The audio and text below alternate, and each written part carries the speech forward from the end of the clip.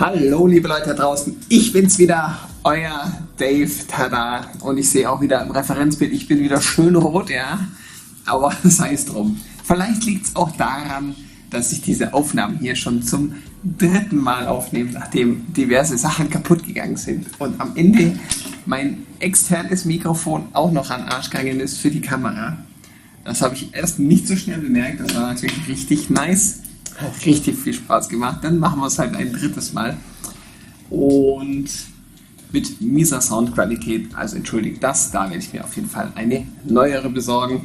Aber tja, Technik, die begeistert, sage ich da immer, das ist immer richtig geil. Genau. Ja, wir machen heute nicht das hier, nein, das gibt es erst nächstes Mal. Das ist nämlich der Ghost Rider und das ist der linke Kotflügel. Wir haben aber natürlich den rechten Kotflügel gemacht und zwar den Venom. Der ist ziemlich geil geworden und ich habe mir gedacht, komm, ich werde das jetzt nicht nur als Zeitraffer durchlaufen lassen, sondern werde da einhaken, wo es für euch interessant wird und schau einfach mal so ein bisschen, wie lange ich das dann mache und wie lange das Video wird. Also ich schätze mal zwischen 30 und 45 Minuten, irgendwie sowas. Und doch, dass es doch mal recht interessant ist bei manchen Geschichten, da einfach doch ein bisschen was dazu zu sagen, werde ich das jetzt machen. Also bleibt da gerne dran. Und den Rest werde ich dann ein bisschen beschleunigen, einfach mal schauen, wie lang das dann am Ende wird. Ich bin zurzeit ziemlich viel bei Instagram unterwegs oder mache das eigentlich auch schon länger, bloß jetzt noch mehr, weil ich da immer mehr positives Feedback von euch kriege, was ziemlich geil ist. Und zwar poste ich da viele Story-Sachen, wo ihr einfach sehen könnt, wie ich die Sachen vorbereite, was ich im Vorfeld schon immer alles mache, mit was für ich mich immer mit Sachen rumschlagen muss und was für Fehler ich schöne mache und welche auch nicht. Die finden natürlich in so ein Video hier leider nicht rein, weil das einfach zu utopisch und zu viel, finde ich, wäre. Aber da schaut gerne mal rein oder seid mit dabei. Mich würde es auf jeden Fall freuen. Ich habe extra unter meinem Profil für die einzelnen Projekte, die ich mache, also gerade diesen Vision oder den Venom, habe ich extra nochmal kleinere Gruppen gemacht. Da sind dann die ganzen Stories von den Sachen drin. Da könnt ihr trotzdem noch im Nachhinein die ganze Sache anschauen, wenn ihr da Bock drauf habt, und einfach mal sehen, wie geil es ist und wie versüfft so ein Kotflügel von hinten aussehen kann, etc. Also lauter solche Geschichten und ja, das finde ich irgendwie ziemlich geil, auch generell langsam bei YouTube, da knacken wir bald die 1000 Abonnenten, was ich schon sehr geil finde, und auch bei den anderen Social Media Kanälen merke ich, da geht immer langsam deutlich mehr, was ich doch ziemlich geil finde. Und von mir aus nochmal ein großes Dankeschön an die Community, die jetzt, viele sind schon sehr lange dabei und halten mir die Stange und Fahne nach oben, und das finde ich super geil und finde es richtig klasse, dass ihr das macht. Also vielen Dank dafür. Und genau, da werden wir jetzt einfach mal schauen, wie wir das machen. Ich werde mal, also gebt mir gerne Feedback, wirklich gerne Feedbacks zu den Videos, was ihr vielleicht mehr sehen wollt, was weniger. Ich würde mich da am meisten drüber freuen, damit ich einfach mal schauen kann, in welche Richtung ich das Ganze so ein bisschen drehen und wenden kann, weil ich mache das jetzt so, wie ich das für, denke ich mal, richtig oder sinnvoll finde, aber vielleicht gibt es da ja doch einige Leute, die sagen, na, mach das doch mal lieber so oder schau doch mal hier oder bind mal das mehr ein oder lass das weg. Ich kann da gerne drauf eingehen und habe damit auch gar kein Problem, ganz im Gegenteil, das ist sehr gut. Und genau, ihr wisst ja, wie ihr das Ganze weiter pushen könnt, und das ist ganz einfach mit einem Kommentar, ein Like und ein Abo. Ihr kennt ja den ganzen Kladderadatsch. Ich sag's aber gebetsmühlenartig doch immer wieder ganz gerne, also vergesst das bitte nicht, die ganzen Sachen zu machen, dann komme ich weiter im YouTube-Algorithmus nach oben und dann haben wir alle mehr davon, das ist doch geil.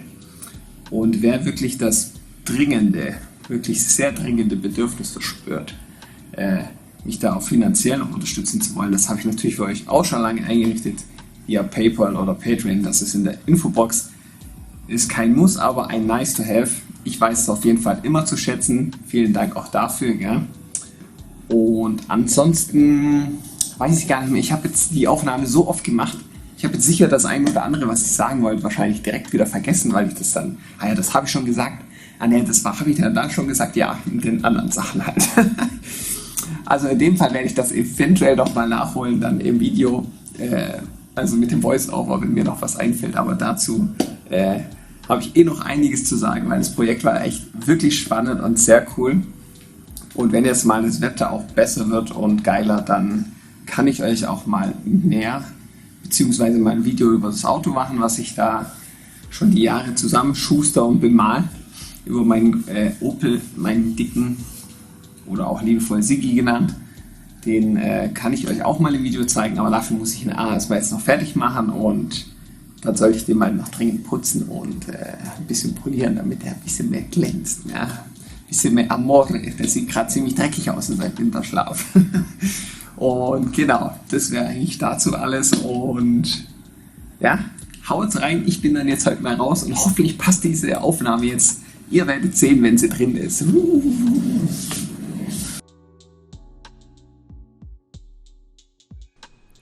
So, da sind wir am Maltisch und das Mikrofon hier habe ich Gott sei Dank gleich mal 3-mal getestet, damit auch das wenigstens funktioniert, aber das ist ja noch brandneu, da habe ich noch Verlass drauf, dass das Ding auch noch gut funktioniert und mache mir deswegen da weniger Sorgen. Und jetzt haben wir wenigstens gescheite Soundqualität und dann passt das. Aber es war mega ärgerlich, also ich habe wirklich die Aufnahme gemacht und denke mir so, ach, die ist im Kasten, oh scheiße, habe ich vergessen einzustecken den Sound. Ich so, nochmal eingesteckt. Quatsch nochmal das ganze Ding durch. Guck so, kein Ton da. Was ist denn jetzt los? Ah, da noch was vergessen. Nochmal reingeschalten, okay. Nochmal gemacht, dachte, jetzt passt aber 100%ig. Und dann boom, zack, schon wieder kein Ton. Bis ich dann eben festgestellt habe, dass das schöne externe Ding, das externe Mikrofon, weil das von der Kamera ja doch recht miserabel ist, wie man jetzt eingangs erhört hat, den Geist aufgegeben hat. Und da habe ich mir gedacht, so, hey, das ist mal wieder richtig geil, hey, das passiert halt auch nur mir gefühlt. Und das war natürlich schon wieder irgendwie fast schon spaßig, ja. Es hatte schon so einen leichten Slapstick-Moment, das Ganze. Auf jeden Fall sind wir jetzt hier bei meinem Venom angekommen. Und wie ihr seht, habe ich den ein bisschen aufgeteilt. Das werdet ihr generell sehen. Ich teile den Kopf oben, den Hals und den Körper, das Maul komplett mit der Zunge und die Zähne quasi so in 3 Sachen auf, weil die alle farblich unterschiedlich sind. Und dann färbe ich die nämlich nach und nach erst ein. Und hier kann man eben mal ganz schön sehen, wie man die Sachen einfärbt. Wie man das mit der Airbrush macht, mit den transparenten Tönen und mit den deckenden Tönen quasi. Mit Schwarz-Weiß mal hier eigentlich nur die ganze Tiefe reinbringt und das dann einfärbt und dann wieder mit Schwarz-Weiß wieder weitere Tiefe reinbringt, weil nur einfärben kann man machen. Gibt auch viele Sachen, wo dann quasi mit den transparenten oder auch gern genannten Candyfarben ein ganzes Bild quasi eingefärbt wird, aber das wollen wir hier natürlich nicht. Und wenn man das nur einmal einfärbt und dann nicht wieder mit Weiß reingeht, dann wirkt es doch oft sehr eindimensional und das wollen wir ja nicht. Deswegen arbeitet man danach trotzdem immer noch ein bisschen mit Schichten und färbt es dann nochmal ein für einen noch tieferen Effekt, je nachdem, was für einen Detailgrad man haben möchte und auf was man Bock hat. Und genau, hier sehen wir jetzt eben schön, wie ich dem seine Lippe oben mache. Die wird dann nachher später in so einen Braunton eingefärbt. Und genau, das war eigentlich hier ganz spannend, an dem Kotflügel das Ganze zu machen, weil ich gerne auf Metall airbrush, das verhält sich wieder ganz anders wie auf einer Leinwand. Die Leinwand ist doch immer so ein bisschen, ja, wie soll ich sagen, ist schwierig zu beschreiben. Man muss es eigentlich fast schon selber mal ausprobieren, aber es ist schon ein starker Unterschied, weil es einfach unterschiedliche glatte Oberfläche ist und bei der Leinwand natürlich eine raue und man natürlich noch die verschiedenen starke Saugfähigkeit haben von dem Material, was natürlich auch vieles ausmacht. Aber mittlerweile arbeite ich doch fast am liebsten auf Metall. Mache ich eigentlich gerade wenig, weil ich eben eher jetzt ein paar Bilder gemalt habe, aber hier habe ich einfach mal wieder richtig Bock gehabt, richtig viel Spaß gehabt und genau, wie ich schon im Video am Anfang eingangs erwähnt habe. Und ja, es hat gepasst. Intro ist drinnen geblieben, aber ich sage es jetzt nochmal, eben gerade mit Instagram, da könnt ihr das in den Stories immer noch sehen, wie ich das zerlege und was ich da so rumbastel und so ein Zeug. An dem Auto ist ja eh immer irgendwas kaputt und dann geht das schon ganz gut. Also ich habe ein paar härtere Schnitte in dem Video drin, wo ich dann doch mal länger weg war oder einen Kaffee geholt habe oder so und dann ist das eben nicht wundern, dass ich da oder die Übergänge, dann mache ich dann doch immer ganz gerne gescheite Cuts. Und jetzt, wo ich gerade von Kaffee rede, ganz ehrlich, ich hatte heute noch gar keinen und jetzt habe ich gerade so einen Bock auf Kaffee. Jetzt werde ich hier erstmal einen Kaffee machen und dann auch schon das erste Stück mal ein bisschen beschleunigen, weil wir arbeiten jetzt hier erstmal nur mit Weiß. Einmal den ganzen Oberteil vom Kopf und den Hals aus. Ich glaube auch schon ein bisschen den Unterkörper, aber da muss ich jetzt nochmal... Da straft mich Lügen, wenn es so ist, aber ich glaube, da werde ich jetzt erstmal nur viel mit Weiß machen und dann mit Schwarz. Und da werde ich sicher vorher noch mit einhaken, wenn es dann wieder weitergeht. Und dann bis gleich wieder und dann habe ich auch meinen Kaffee und bin auch wieder zufrieden.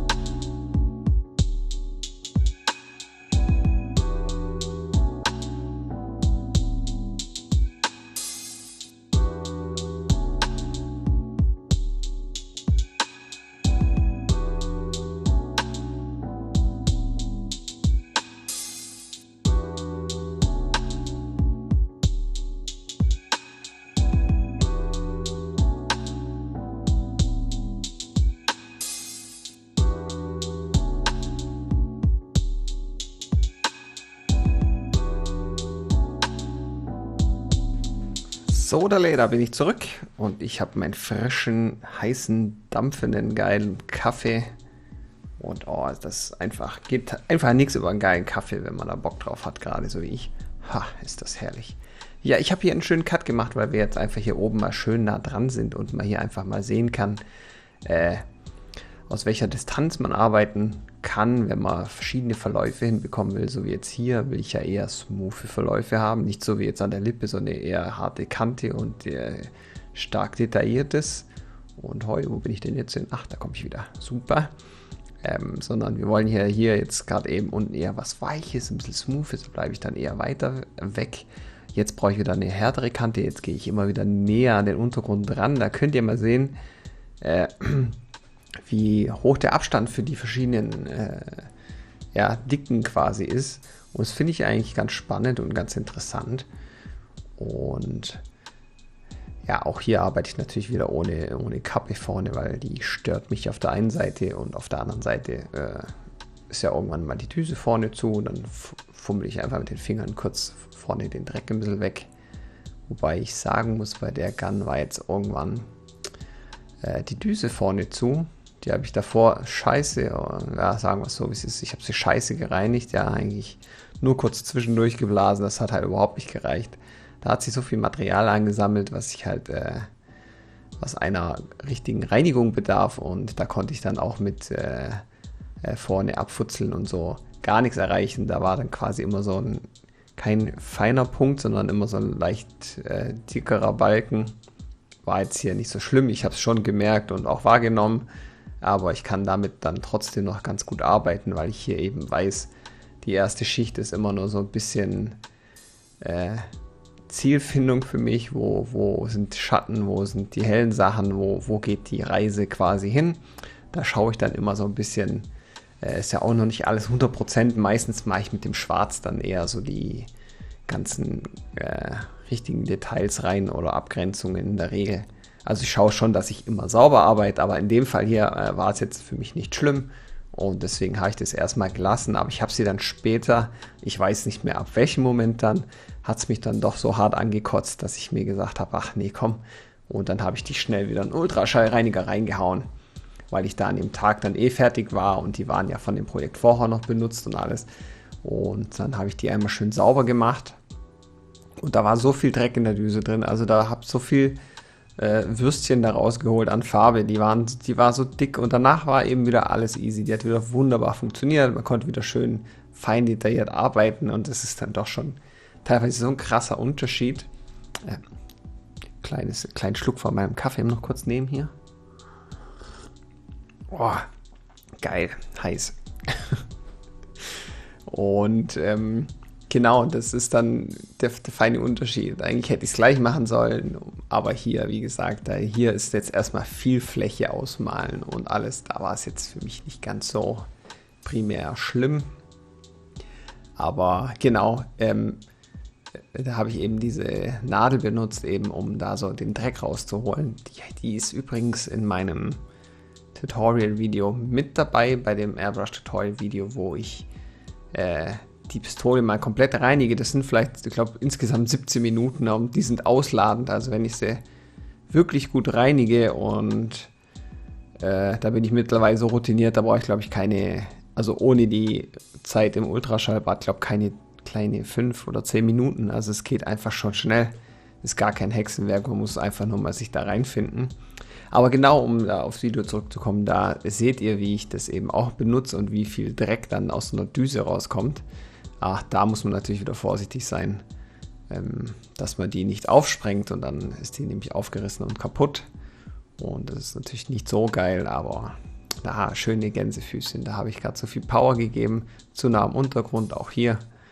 Ich sehe das natürlich im Referenzbild hier beim Schnittprogramm nicht ganz so geil, aber ich sehe es trotzdem von der Entfernung. Und es passiert dann doch ganz schnell. Aber wie gesagt, ist jetzt hier nicht schlimm, weil ich genau weiß, ich schaffe nachher da eben mit Schwarz gegen und mache dann da einen geraden Strich und so. Und also es ist immer ein Schichtarbeiten. Ich sage immer gern Schichtarbeiten, Schicht auf Schicht, um Tiefe zu kriegen, um Abgrenzungen hinzubekommen. Und also ich mache immer so lange rum, bis es mir gefällt, wenn ich ehrlich bin. Und ich mache selten auf Anhieb alles komplett richtig oder es passt 100%ig. Sondern das finde ich irgendwie auch gerade so das Schöne an dem Airbrush. Man kann da relativ leicht und schnell wieder alles korrigieren, wenn man da Bock drauf hat. Und hier habe ich jetzt eben öfters auch mal nur Luft gegeben. Das sieht man jetzt nicht, weil ich so nah rangezoomt habe, aber ein bisschen weiter hinten und so. Habe ich öfters Luft drauf gegeben, weil doch teilweise jetzt in diesem Venom-Augen, ich glaube, wie der Otto Peachy gesagt hat, das Viech, das Viech hat ja gar keine Augen. Bei Instagram echt auch richtig cool. Genau, da sind wir jetzt nämlich gerade an den Augen dran und die sind sehr weiß. Also das Referenzbild sind die eigentlich richtig weiß. Ich habe es jetzt nicht so krass gemacht, weil es mir auch nicht ganz so gefallen hat, aber genau, die werde ich jetzt hier nämlich schön weiß machen. Und wenn man da natürlich zu schnell zu viel arbeitet, dann hat man nur eine Plörre, die dann läuft, oder das sieht man nachher auch wirklich dann beim Lackieren dann auf dem Endbild, wenn man da einfach nur Material drauf gibt, ohne das gescheit trocknen zu lassen, dann gibt es so richtige, ja, ich würde schon sagen, so Wasserflecken ähnliche Struktur und das sieht richtig kacke aus. Deswegen da aber ganz wichtig, entweder Zeit geben oder einfach Luft geben, damit das wieder auftrocknet. Dann kann man die nächste Schicht machen, Luft hin, dann wieder die nächste Schicht, dann trocknet das schön auf. Die Farbe wird immer satter, so wie man sie haben will oder braucht. Und dann hat man am Ende auch ein gutes Ergebnis.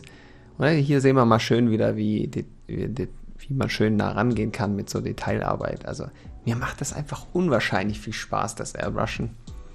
Und ich habe da mal mega meine Freude und meinen Bock drauf. Und ich habe halt auch richtig Bock, das euch immer zu zeigen. Und ich finde es toll, dass ihr das auch so annehmt und dass es da immer so weitergeht. Und dass eben Leute auch bei YouTube mich auch bei Instagram da unterstützen und fleißig mit dabei sind. Und gerade der Otto und so, mega lustig, mega gut, gefällt mir richtig. Und auch nochmal da ein schönes Dankeschön. Und genau, jetzt werden wir hier nämlich noch schön weiter noch den Kopf ausmalen mit dem Weiß. Jetzt werde ich das, glaube ich, mal wieder ein bisschen beschleunigen für euch. Und dann schauen wir mal wieder, wo es interessant wird, wo wir wieder einhaken können.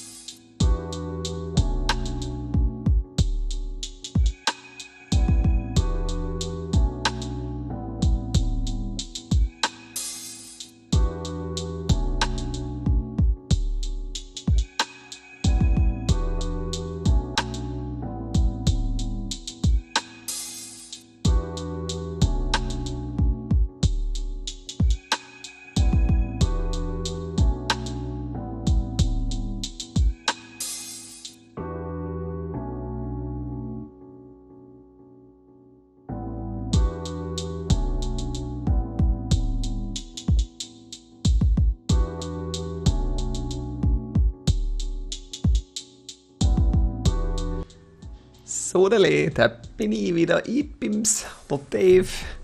Und wie wir gerade schön gesehen haben, also keine Ahnung, ich habe heute wieder Lack gesoffen oder so, was wieder los mit mir ist. Auf jeden Fall, wir haben hier gerade gesehen, ich habe noch die ganze Schnauze fertig gemacht.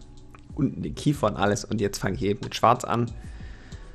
Da hat die Gun kurz ein bisschen gestockt. Dann habe ich die kurz schön in der Handfläche eingesprüht, so wie man das natürlich macht, wenn man Handschuhe anhat. Und ja, Handschuhe natürlich ganz wichtig. Ganz wichtig hierbei, der ganz einfache Grund dabei ist, ich arbeite natürlich mit den Schminkefarben und die sind natürlich auf Wasserbasis. Heißt im Umkehrschluss, ich habe den Kotflügel geschliffen, ich habe den entfettet und dann danach nur noch mit Handschuhen angefasst, weil wenn ich den jetzt schön anfinger mit meinen Fettfingern und meinen fetten Wurstfingern hier und da nicht aufpasse oder irgendwas drauf kommt, irgendwelches Öl oder sonstiger Käse, wenn ich dann nachher das Teil lackiere, dann habe ich überall Fettaugen und der Lack fließt weg und das sieht richtig beschissen aus. Das ist richtig übel. Also da ist mein größter Feind quasi eben so Öle und Fette und andere Rückstände, die eben so Lack, Fettaugen passieren lassen. Die sehen eigentlich ganz witzig aus. Das ist wie so ein kleiner Krater im Endeffekt, wo dann unten der Lack eben nicht hebt. Und das ist natürlich richtig beschissen, weil wenn ich das dann nachhabe bei der zweiten Schicht oder so, wenn es dann getrocknet ist und ich das dann anschleife, dann muss ich natürlich auch aufpassen, dass ich da nicht wieder die Farbe rausschleife oder anschleife und dann habe ich überall weiße Punkte nachher auf dem Bild, sieht auch scheiße aus. Also da ist es mega wichtig, einfach bei solchen Projekten mit Wasserfarben auf das zu achten und da habe ich partout dann auch immer nur Handschuhe an, weil ich einfach keinen Bock habe. Man fasst doch vielleicht mal hier. Also ich bin derjenige, ich fasse dann manchmal, wenn dann kurz mal ein bisschen zu viel Farbe ist oder so, dann fische ich das auch mal kurz mit dem Finger weg, ja. So wie jetzt da oben an dem Auge, wenn das so kurz ein Gänsefüßle hat, wo ich mir denke, ach scheiße, war zu viel, dann wische ich die auch mal ganz schnell weg. So, genau, perfekt. Ich habe es gerade noch gesagt und es passiert, ich habe es noch richtig im Kopf gehabt. Mensch, bin ich gut. So hätte ich jetzt keinen Handschuh angehabt und ich hätte es jetzt mit normalen Fingern gemacht, wahrscheinlich sogar aus Reflex, weil ich das einfach immer so mache. Ja, dann hätte ich da jetzt schon ein richtiges Problem. Und hätte wahrscheinlich da beim Lackieren dann richtigen Scheiß für mich selber. Wenn ich das lackiere, ist es natürlich auch schlimm. Wenn ihr sowas aber natürlich macht und ihr habt einen Lackierer, der das danach lackieren soll, für den ist es dann nachher genauso beschissen. Also der kann sich da richtig einen abrackern, wenn das nachher nicht funktioniert, weil das hebt dann einfach gar nicht. Und wie gesagt, da müsst ihr einfach mega drauf aufpassen. Also immer Handschuhe anziehen, immer staubfrei und fettfrei arbeiten, so gut wie es geht. Ich meine, ich habe das alles daheim gemacht und in der Garage lackiert und ich hatte genau 4 solche Fettäugelchen. Wirklich, das ist minimal fast gar nichts. Aber ich habe selten überhaupt welche. Also das finde ich schon ganz faszinierend. Gerade so bei dem Vision-Spiegel, da hatte ich keinen einzigen. Da war das auch mega geil. Also wenn man richtig gut aufpasst und gut vorbereitet, funktioniert das hervorragend. Ich hatte letztens eine Diskussion mit einem, der gesagt, das kann man nicht machen. Das würde nicht funktionieren zum Lackieren und so weiter. Wasserfarben gehen überhaupt nicht für solche Arbeiten. Und hier ist der Beweis, das funktioniert einwandfrei. Wenn man es halt richtig macht, wenn man halt aufpasst. Ich meine, wenn man sich da wieder Duppel vom Dorf anstellt und dann das Ding die ganze Zeit anfasst und wahrscheinlich 5-mal drauf niest oder so und dann nachher beim Lackieren feststellt, hey scheiße, das hebt ja gar nicht, ja, dann bist du halt selber der Idiot, ja. Aber wie gesagt, das muss jeder für sich selber wissen. Ich komme damit wirklich gut zurecht und mache das auch immer ganz gerne mit den Farben, weil ich werde auf Lösemittelfarben nicht umsteigen. Ganz einfach, ich arbeite zu Hause, also das hier ist extra ein Zimmer hier, was ich habe, wo ich nur airbrushen kann und ein bisschen hinten mein Sportzeug habe und alles. Und ich werde bei Gott keine Lösemittelfarben hier reinbringen in die Bude, wo nebendran A gleich die Küche ist und B meine Kinder rumheizen. Also nee, danke. Auch für mich selber und meine Gesundheit, nee, danke. Ich möchte das einfach nicht haben, sondern möchte einfach schauen, dass das einfach immer gut passt. Und so komme ich zurecht, so funktioniert es für mich. Vielleicht mag das bei dem einen oder anderen nicht so sein, das ist ja auch in Ordnung. Ich sage mal, jeder wie er möchte, aber nur noch mal um kurz darauf zurückzukommen, es kann gut funktionieren, wenn man es halt gescheit anpackt. Und genau, ich habe jetzt vor dem Airbrushen nochmal kurz Honigtuch ausgepackt, das einmal abgeputzt, damit auch der grobe letzte Dreck und Staub noch runter ist, auch fürs Airbrushen, damit ich da keinen Dreck mit ein-Airbrush oder so. Nochmal kurz ein Schlückchen von meinem Kaffee. Da rede ich mir wieder den Mund fusselig heute. Ach, herrlich. Ja, aber auf jeden Fall, wenn man da eben drauf achtet und es gut macht, dann ist das auch gar kein Problem. Und wie ihr jetzt hier schon unschwer erkennen könnt, machen wir hier wieder Detailarbeit. Dieser Venom, dieser Symbiont, der ist halt sehr schleimig und sehr wabbelig.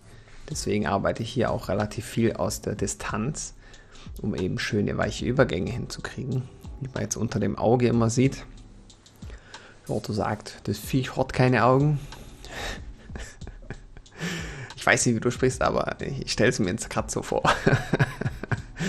Auf jeden Fall arbeiten wir jetzt hier eben dann auch mehr aus der Distanz, um immer smoothere, wabbeligere Übergänge hinzukriegen, damit das alles so ein bisschen organisch und flüssig, würde ich mal sagen, aussieht. Und am Ende machen wir nochmal viele Highlight-Punkte rein, die geben dem Ganzen wieder so einen flüssigen Effekt, weil es dann quasi überall spiegelt und glänzt. Das ist immer ganz praktisch zu machen und sieht eigentlich immer ganz cool aus. Und so ist es halt an so einem Bild immer so ein Mix aus Schwarz und Weiß. Ich wechsle da immer wieder mal hin und her, wenn ich dann merke, jetzt hier bei irgendeinem, beispielsweise jetzt oben da bei der Augenbraue, also bei dem, wo die Augenbraue sein sollte, da ist mir dann zu dunkel, dann wechsle ich auch mal schnell wieder zur Weiß und färbe das kurz wieder weiß ein oder setze wieder Weiß und dann nehme ich auch wieder gern die Schwarz und setze es wieder um. Also da ist immer so ein Spiel aus dem Ganzen, aber Leute, die mich kennen und schon lange dabei sind, wissen das natürlich schon auswendig. Ich wiederhole mich wahrscheinlich auch hier wie ein Opa immer wieder, gebetsmühlenartig. Aber hier ist gar kein Fokus. Fokus auf der Schulter. Ach, Gott sei Dank ist der wieder zurück. Ich hoffe, das passiert jetzt hier nicht so oft. Also ganz so durchgesichtet habe ich das Material dann auch nicht. So, aber dann lassen wir jetzt hier nochmal schön das Ganze weiterarbeiten, weil ich habe noch Essen im Backofen, was jetzt hier gleich abfackelt, wenn ich nicht hingehe. Und dann sehen wir uns gleich wieder.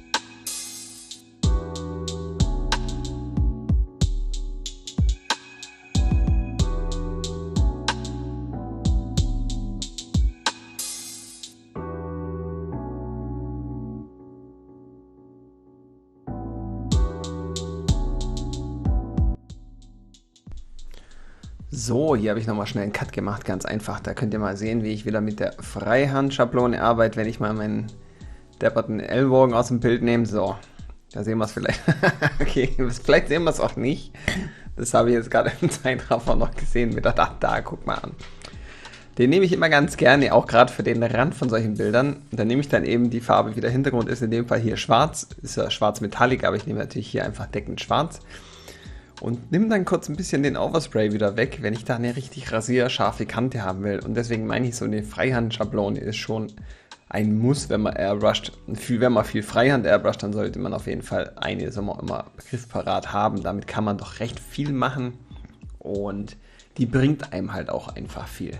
Da natürlich nur aufpassen, dass man die nicht dreht und wendet, weil auf der einen Seite ist natürlich die Farbe, ist mir auch schon mal passiert. Und dann, ach nee, ich brauche die Kurve ja links, drehe das Ding um, setze es an und schmier mir mein ganzes Bild Vollgas voll. Das ist ja auch schon passiert. Also da kann ich euch sagen, da muss man nur drauf achten. Aber auch hier sieht man wieder, jetzt wechsle ich wieder von schwarz auf weiß und hin und her. Und wie man sieht, ist die Pistole da noch nicht geputzt gewesen. Ich glaube, das kommt erst. Ich glaube, das ist dann erst, wenn ich da bei den Zähnen bin irgendwann. Oder beim Mund generell. Aber genau, so eine Freihandschablone ist einfach Gold wert für mich. Ich benutze sie eigentlich sehr oft und auch relativ viel. Jetzt bei der Leinwand weniger, weil die weniger schluckt, mehr schluckt von der Farbe und so. Und dann ist es da immer ein bisschen verzeihlicher und dann nicht mehr ganz so schlimm. Und dann passt das eigentlich immer ganz gut. Aber wir sehen jetzt, hier sind wir so langsam fertig mit der ganzen Geschichte. Und jetzt habe ich halt überlegt, ich färbe zuerst diesen Lippenrand ein. Der ist im Referenzbild ja sehr helles Lila, aber das wollte ich jetzt nicht so machen. Das hat mir nicht ganz so gefallen. Ich meine, ich kann das ja machen, wie ich Bock drauf habe, sofern es für mich stimmig wirkt. Und ich habe das jetzt eben in so einem braun-violett mäßig gemacht. Und habe dann versucht, eben da die passende Farbe zu finden und es dann einzufärben. Und ich glaube, da fummel ich jetzt gerade wegen rum, deswegen ist hier gerade ein bisschen Leerlauf. Aber das passt dann. Entweder färbe ich das jetzt ein oder war es... Nee, es war der Kopf oben. Ha, Scheißdreck verzählt, aber es kommt später auch noch. Genau, ich habe den Kopf erst eingefärbt und wenn man es genau nimmt, der Venom ist eigentlich schwarz oder in den Comics ist er oft blau auch. Also so schwarz und dann an den hellen Stellen so ein bisschen blau.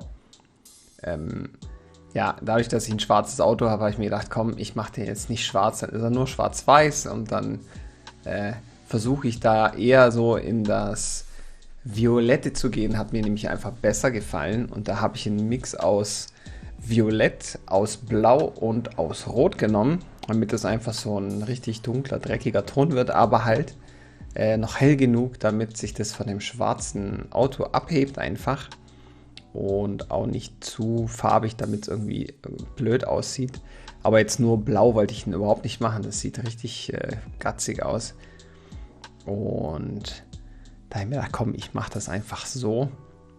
Und da muss man sich halt dann einfach nur die Menge im Kopf behalten, weil ich habe den nicht komplett gemacht, weil ja unten noch teilweise was fehlt und der Unterkörper und so. Und so habe ich mir eben gemerkt, 5 Tropfen Violett, 2 Tropfen Blau und 5 Tropfen von dem Candyrot und dann habe ich das im Kopf abgespeichert und wusste, okay, wenn ich die nachher dann nochmal brauchen sollte, dann kann ich die wenigstens wieder 1:1 nachmachen, den Farbton, wobei das jetzt hier im Ganzen, glaube ich, auch gar nicht so auffallen wird, wenn es jetzt nicht 100% passt, weil es ja gar nicht mehr so viel ist. Ja, streckenweise habe ich ein bisschen vergessen, die Kamera nachzujustieren, aber das ist ja, ihr seht ja das im Groben, um was es geht, deswegen ist das ja gar nicht so schlimm. Und auch hier einfach wieder die Farbe gleichmäßig auftragen. Es ist eine transparente, sind alles, die gemischten Farben da oben sind jetzt alle transparent drin. Und wir färben jetzt quasi das Helle, was ich hier eingearbeitet habe, ein. Und dadurch entsteht er schon hell und dunkel. Also da muss man dann im Endeffekt nicht mehr viel machen. Aber es empfiehlt sich immer jetzt auf der Schicht jetzt hier weiterzuarbeiten. Entweder nochmal in der Schicht schwarz-weiß. Schwarz muss man immer schauen, ob es nötig ist. Aber auf jeden Fall weiß und dann eben wieder einfärben kann man dann machen. Dann hat man wieder einen höheren Kontrast oder eine höhere Tiefe. Und dann kann man wieder mit einer weißen Schicht arbeiten. Und so kann man das ins Unendliche steigern, wenn man halt einen hohen oder einen tiefen Detailgrad braucht oder haben will. Oder es kommt dann natürlich immer auf die Anwendung an. Aber in dem Fall hier brauchen wir einfach, hat mir das jetzt gereicht, nachher nochmal Highlights zu machen mit Weiß. Und an manchen Stellen, wo ich es dann eben noch für nötig fand, habe ich es ein bisschen abgedunkelt wieder mit dem Ton, mit dem Violettton und habe dann wieder ein bisschen am Ende mit Weiß reingearbeitet. Und so habe ich dann einen schönen tiefen Effekt reingekriegt, der mir für das Ganze komplett gereicht hat. Also das war dann eigentlich schon ganz nice. Und so arbeiten wir jetzt da mal weiter und dann schauen wir mal, wann ich die Lippe mache. Dann werde ich da nämlich nochmal ein kurzes Päuschen einlegen, damit ihr das seht.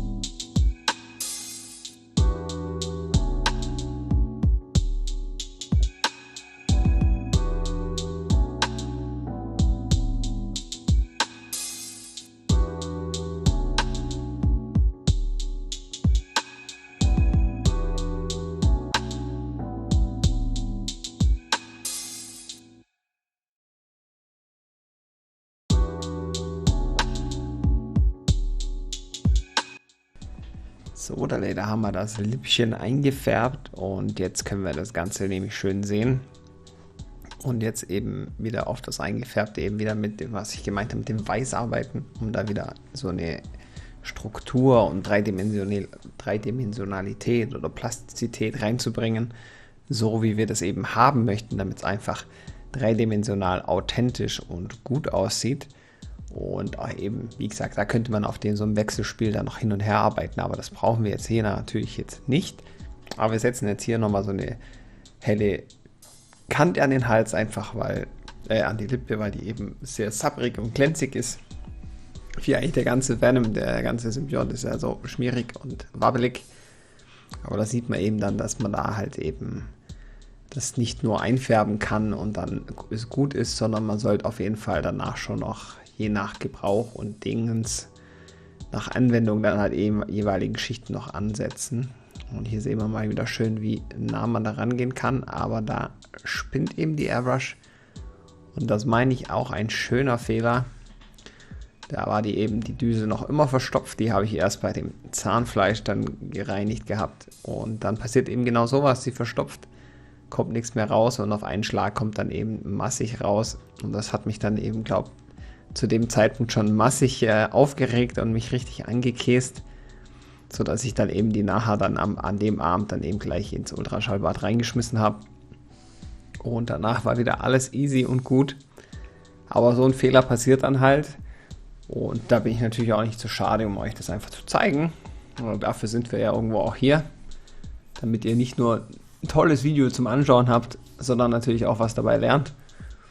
Und auch aus meinen Fehlern lernt natürlich, und da gehört sowas halt auch einfach dazu. Und das ist immer schön, wenn ich euch das dann auch so einfach zeigen kann.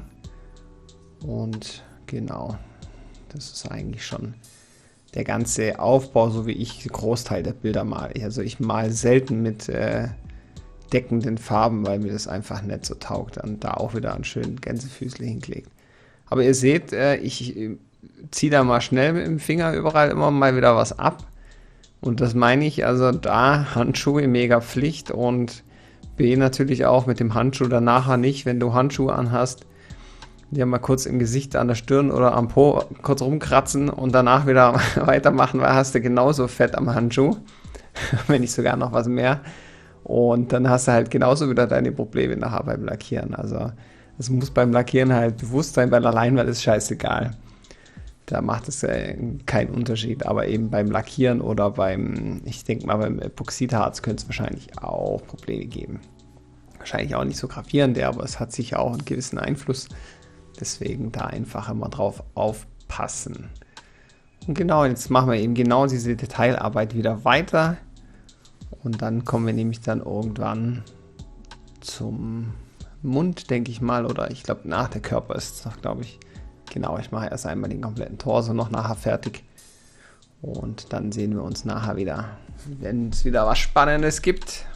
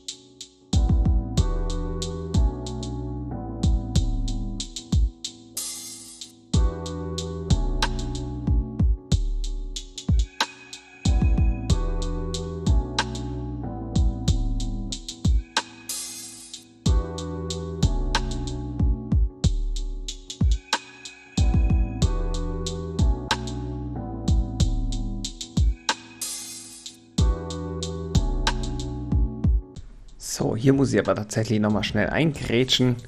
Das sollte ich jetzt mal nicht mehr so oft machen, sonst wird das Video nachher wieder ewig lang. Aber um die Oberfläche jetzt eben so nass und so flüssig und matschelig und so wie dieses Viech halt ist, so richtig, machen wir jetzt hier schöne Highlights rein. Und zwar sehr nah an den Untergrund gehen. Sehr schöne helle Farbverläufe. Hier habe ich tatsächlich auch die Farbe nur noch halb so viel verdünnt wie vorher, damit sie einfach direkt deckender ist. Und durch die ganzen Reflexionen und die glänzenden Flächen erzeugen wir eben so einen Effekt, dass es eben entweder nass ist oder chrom oder so, macht man ja bei den ganzen Lichteffekten. Und hier hat es halt den besonderen Effekt, dass es halt eben aussieht, als wäre das eben sehr nass oder glänzig oder so. Und das ist ein ganz cooler Effekt. Das wollte ich euch eigentlich nicht vorenthalten, das ist nochmal schnell zu sagen. Und dann bin ich auch schon wieder raus hier.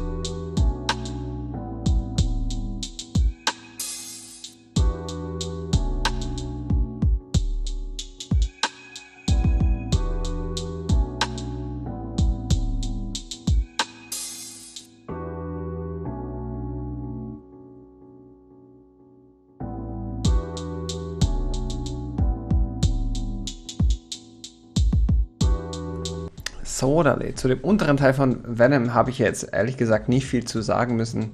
Da haben wir im Endeffekt genauso gearbeitet wie jetzt oben am Kopf alles, bloß da hatten wir es natürlich näher und detaillierter, was natürlich viel feiner für euch war. Aber da war der exakt gleiche Aufbau, schwarz-weiß, einfärben, nochmal nachjustieren mit weiß und die verschiedenen Helligkeitsoberflächen, da wo die, ist quasi hier wieder irgendein Käse, da wo die Flächen halt eben viel Helligkeit abkriegen und das ist von oben links, beziehungsweise seitlich links der Fall, einfach das wieder mehr rausholen eben und dann, wenn nötig, eben nochmal ein bisschen nachfärben und dann passt das nämlich schon. Und hier sind wir natürlich jetzt beim schönen Zahnfleisch und das machen wir jetzt natürlich auch separat, weil das wird natürlich rot. Das färben wir schön rot ein, auch wie die Zunge. Dafür benutze ich dann natürlich auch verschiedene Rottöne, die ich da habe. 2 kennen, die sind Standard, transparent rot. Und werde die da eben so einsetzen, dass die haben natürlich alle eine andere, wie soll ich sagen, ja, eine andere Helligkeit. Das eine ist eher dunkelrot, um schlicht zu sein. Das andere ist eher, wie man so schön kennt, so ein Kaminrot, ne? 332 Kaminrot. Und das andere ist halt eher dann doch wieder so ein Rot-Orange und die lassen sich natürlich auch untereinander mixen und gibt dann auch nochmal verschiedene Effekte. Und wir sehen jetzt hier gleich, wie die Airbrush viel besser funktioniert, nachdem sie sauber ist. Und da läuft es schon ganz, ganz anders. Und auch hier mache ich jetzt wieder schöne, und jetzt arbeitet die auch wirklich richtig, das macht sie wieder richtig schöne, smooth Übergänge. Und hier arbeiten wir jetzt natürlich auch wieder schön mit einem gewissen Abstand, damit wir so schon die gewisse Form reinbringen, die ich haben will, eben für diese, wie nennt man das hier, Auswüchse im Mund oder wie auch immer, dieses ganze Adergedöns eben, dass das eben schon mal so eine gewisse Wölbung kriegt, und da hilft natürlich der schwarze Untergrund auch ziemlich viel. Da kann ich dann schon mal, da wo es eben nicht nötig ist, schon mal ein bisschen weglassen, und dann sieht es nämlich nachher gleich schon ganz rund aus. Und das hat mir ehrlich gesagt hiermit am meisten Spaß gemacht. Also der Mund hat am meisten Spaß gemacht. Das war einfach so richtig diesen quasi flüssigen, oder ja, ich weiß gar nicht, wie ich das nenne hier, so einfach diesen Mund einfach zu machen. Das war einfach mit für mich an das Spannendste. Da hatte ich an dem Projekt, um ehrlich zu sein, den meisten Spaß. Das lief auch richtig gut, und da hat es einfach wieder geflowt. Da hätte ich den ganzen Abend weiter airbrushen können. War ich wieder richtig on fire. Und auch das Zahnfleisch ist mir wieder richtig gut gelungen mit den verschiedenen Helligkeiten und dem Ganzen. Und auch hier einfach nur wieder vorsichtig arbeiten. Wer natürlich Schiss hat, bei sowas jetzt das ringsrum wieder einzufärben oder hier in dem Fall mit dem Weiß wieder das Overspray quasi das ganze Bild zu ruinieren, der kann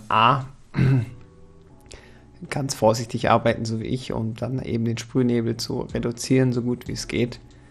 Da lässt sich eigentlich relativ nah an die andere Fläche hinarbeiten, ohne dass groß Overspray da ist.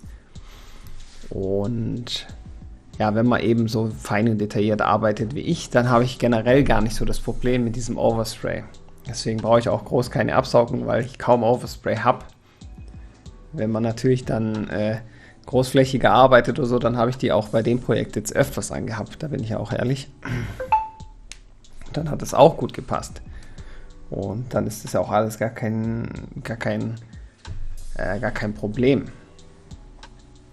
Und deswegen, ja, jetzt habe ich gerade den Faden verloren, weil jetzt schon wieder jemand hier, passt. Auf jeden Fall haben wir hier schönes Zahnfleisch. Genau, wir haben zwei Möglichkeiten, entweder so detailliert und nah dran arbeiten oder das Ganze abmaskieren.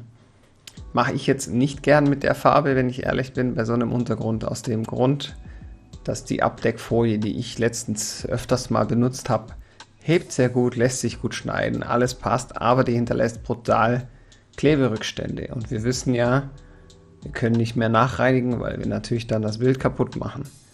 Wenn ich jetzt auf der Fläche mit dem Silikonentferner drauf gehe, ist das Bild futsch. Und da habe ich schon mal abgezogen gehabt, da eben so die Maskierfolie hatte dann überall Flecken und so von der Folie eben. Das hat man dann gar nicht mehr so gesehen, aber nachdem man dann lackiert hat, war das tatsächlich im Lack, also im Bild mit drin. Also das hat sich schon lackieren lassen, aber man hat einfach die Kanten gesehen, wo zum Beispiel jetzt der ganze Maskierfilm einfach angelegen hat, und das sah ja richtig beschissen aus. Habe ich jetzt zwar kein Bild dazu, um das zu zeigen, aber es ist mir tatsächlich passiert, und seitdem verzichte ich da eigentlich groß drauf, wenn ich kann. Und natürlich hätte man natürlich noch die dritte Möglichkeit, mit Papier zu arbeiten und sich da irgendwie eine Schablone zu machen. Das geht natürlich auch. Da muss man einfach schauen. Und jetzt höre ich hier mal schnell auf und speed das wieder ab, weil jetzt kommt auch meine Kleine und die ist schon kräftig am Schreien.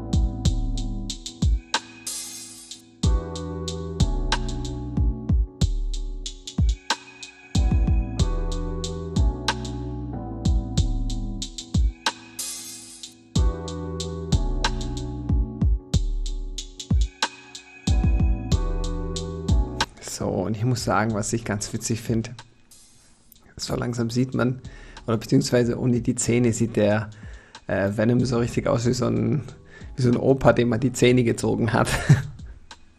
Und das ist irgendwie schon ganz cool. Aber auch hier wieder schwarz-weiß. Und das Ganze. Normalerweise hört die Zunge, da wo sie das erste Mal am Kotflügel unten berührt, fast schon auf. Aber die Zunge kaschiert hier einige Dellen im Lack. Und zwar ist es so, habe ich ein paar Stellen an dem Kotflügel gehabt, wo Steinschlag und vielleicht mal doch irgendwo, wenn man irgendwo näher dran vorbeifährt, vielleicht mal so ein Ast oder so, so tiefe Kratzer reingemacht, dass die bis auf die Grundierung runterreichen.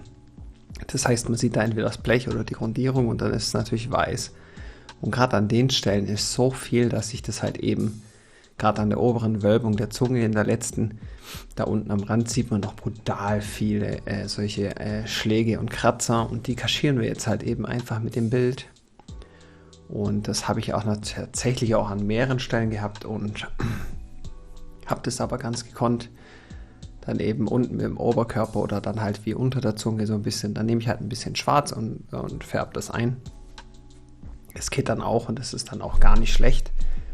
Und dann passt es an für sich auch ganz gut. Also man kann schon ein bisschen tricksen und schauen. Wenn man natürlich jetzt eine recht große Fläche hat und die dann einfach schwarz airbrusht, dann hat man natürlich den Nachteil, dass man es natürlich nachher im Endeffekt sieht. Wenn dann natürlich der Rest Metallic-Farben ist und da einfach nur schwarz, das fällt natürlich auch mega auf. Also da muss man definitiv aufpassen. So, jetzt muss ich meinen Hals nochmal kurz einen Schluck nehmen. Mittlerweile von Kaffee auf Bier umgestiegen ist dann doch das Getränk meiner Wahl gerade.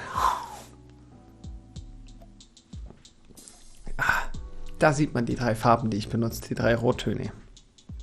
Eben die 2 ein Standardfarbe, Transparentrot und 2-mal Candyrot. Und jetzt werden wir noch ein kleines Stück vorne die Zunge verlängern. Dafür werde ich das Ganze gleich noch ein bisschen drehen.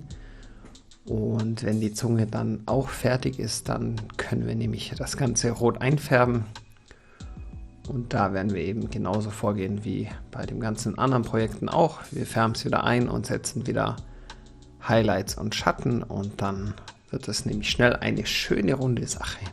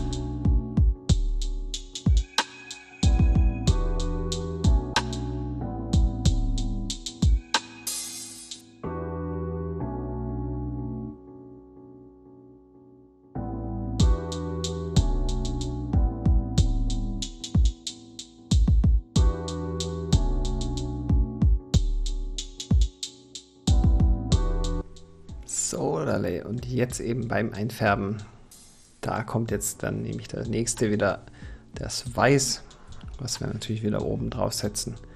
Eigentlich, wie gesagt, die gleichen Arbeitsschritte, die gleichen Vorgehensweisen. Einfach wieder genaues und gezieltes Arbeiten. Mit dem Weiß natürlich jetzt nicht das komplette Rot überdecken, sondern nur highlighten, damit wir quasi hier noch schönere Wölbung andeuten können. Und auch hier fange ich schon an, vereinzelt diese hellen Dots zu setzen, damit wir eben so eine schöne, schleimige, glänzige Textur kriegen.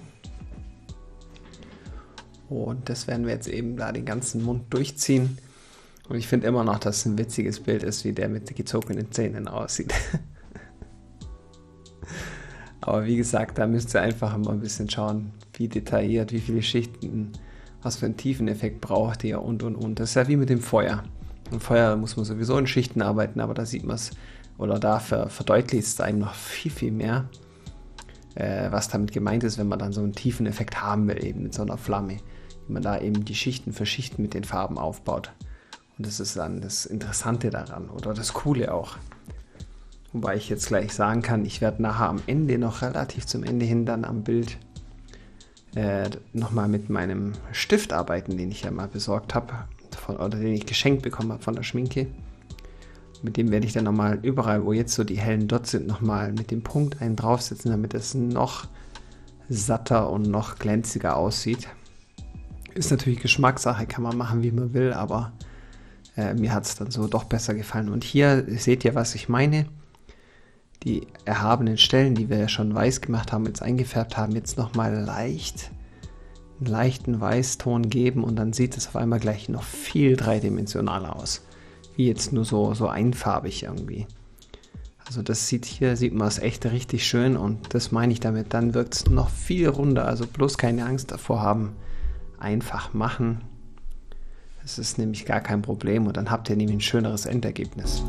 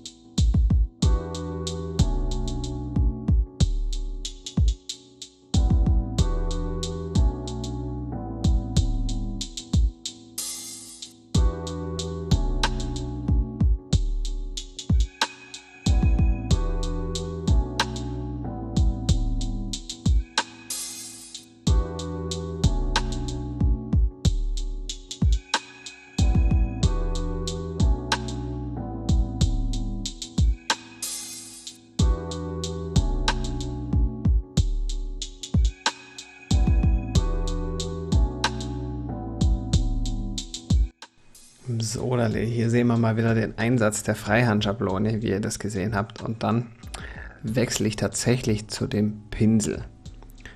Und wieso mache ich das? Das ist eine ganz einfache Frage, die ich euch beantworten kann. Und zwar ist es bequemlichkeitshalber. Ich habe mit der Freihandschablone gearbeitet, weil ich eben hier überhaupt kein Overspray haben möchte. Abmaskieren kann ich es nicht und mit der Freihandschablone ist es mir zu fummelig und die Freihandschablone, die kann unter Umständen auch Kratzer auf der Farbe hinterlassen, wenn man die halt ansetzt und dann wegzieht. Das ist mir auch schon ein paar Mal passiert und hier war mir das Risiko einfach auch zu groß, dass es mir passieren kann. Und deswegen lege ich einmal die Zähne komplett mit dem Pinsel vor, damit ich schon einmal die Struktur und alles habe. Und dann werde ich die nochmal mit der Airbrush ein bisschen nachpinseln. So habe ich es einfach viel einfacher, das Ganze zu machen. Also es ist wie gesagt ein bequemlichkeitshalber Ding und ein bisschen auf Nummer sicher gehen. Und das funktioniert auch gut und es hebt sich jetzt auch nicht extrem ab vom Rest oder so. Also das ist überhaupt kein Problem, weil die färben wir nochmal ein in einem dunkelbraun und ein bisschen gelb.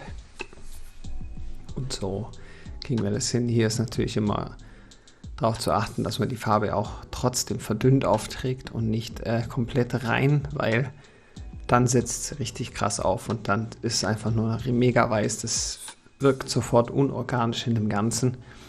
Also da die Farbe auch wirklich verdünnen und auch wieder in Schichten arbeiten. Da seid ihr definitiv besser dran, als wenn ihr das Ganze jetzt mit der vollen Farbpower und Pigmentierung macht, dann wirkt es nicht schön und so könnt ihr auch noch ein bisschen gezielter und vorsichtiger arbeiten, wenn ihr das eben mit dem Pinsel macht.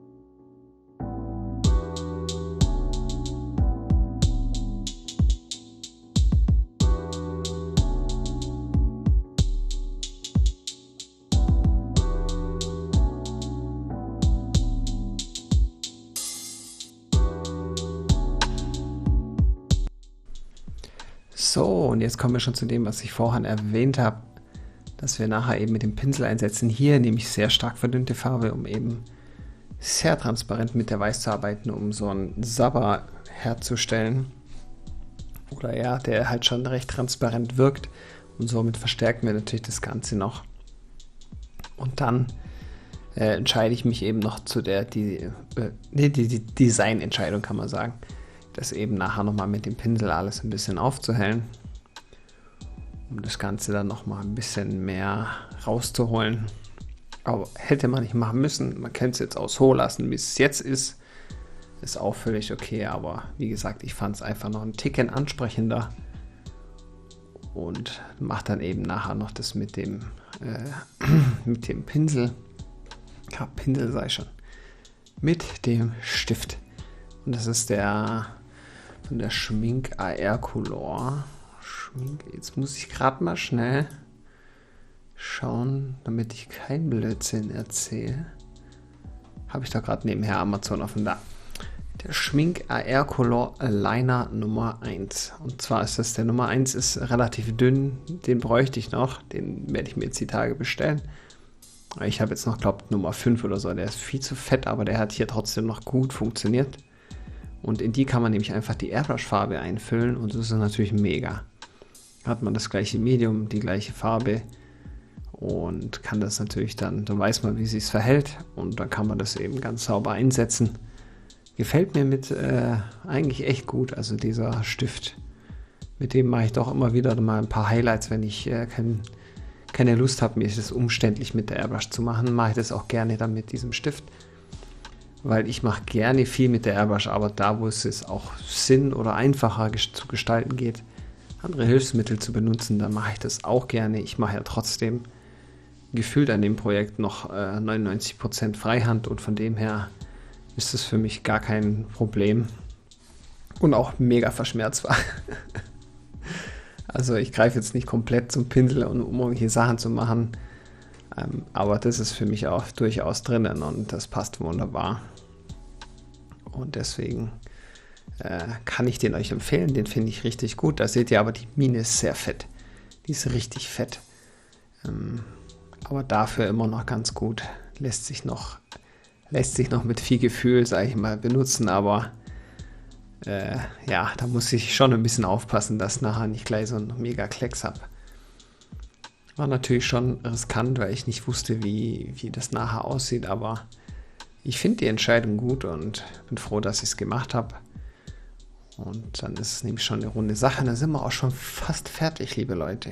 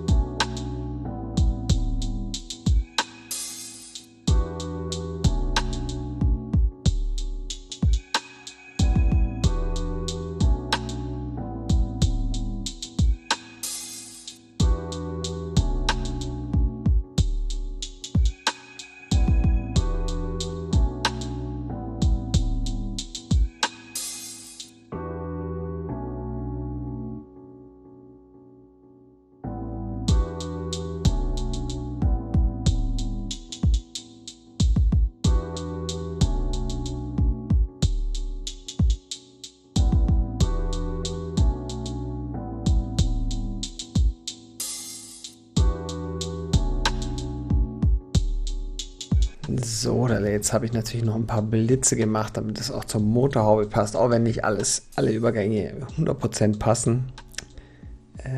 Finde ich es trotzdem gar nicht schlimm. Und jetzt machen wir natürlich noch ein paar Blitze. Da seht ihr jetzt natürlich überwiegend meinen Rücken, weil ich die Kamera einfach nicht hinstellen konnte, gescheit. Aber bevor ich jetzt hier gleich rausgehe und wir fertig sind, ich meine, ich habe das Video jetzt immer wieder unterbrochen und gibt es für euch jetzt noch ein kleines Schmankerle. Und zwar werde ich jetzt gleich nochmal das komplette Video laufen lassen, ohne Unterbrechung in 2 Minuten. Dann habt ihr das einmal am Stück nochmal gesehen. Und ich bedanke mich jetzt schon mal fürs Zuschauen und fürs Supporten und für alles. Also vielen Dank an die tolle Community. Und in dem Sinne noch viel Spaß mit dem Ganzen. Und reingehauen, liebe Leute.